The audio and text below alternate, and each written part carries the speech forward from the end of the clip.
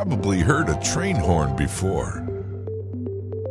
After all, they basically blow every single time the train travels through a crossing or passes by a station.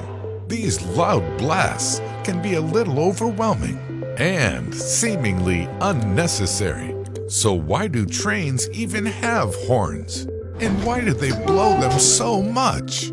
The short answer is because they're required to.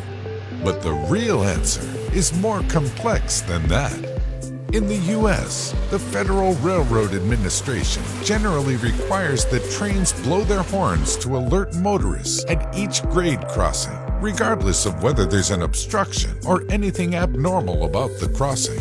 In fact, trains not only blow their horns loudly to warn travelers in vehicles, but they also utilize them to communicate through a sort of code. As the railroad was coming into widespread use in the early 19th century, train whistles and horns were there from the beginning. In the early days, these horns and whistles were purely there to warn others that the train was passing through. Since trains travel at high speeds on tracks and can't stop very fast, this loud warning is needed so anyone crossing the tracks can get out of the way. However, even though trains have been around for some time now, the exact specifications of when and why they blew their horns weren't always nationally regulated. In 2005, for example, the United States Federal Railroad Administration published the most recent rule on regulating the sounding of train horns. This was after bans in places such as Florida had been shown to have doubled the accident rate. No train horn! Yeah, right. Today, each country around the world has its own set of regulations and standards for when and why trains blow their horns. There are also standards for when trains need to be quiet, called quiet zones, in order not to disturb residents. Each country will also have a published railroad code, setting out guidelines on what different train horn sounds mean.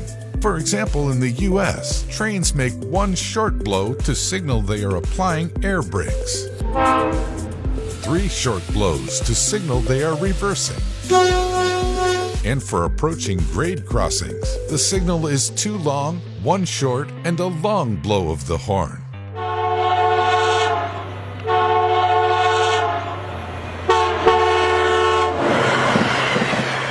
These are just a few of the signals, and they're one of the few ways that modern trains communicate with signalmen, rail workers, and cars around them.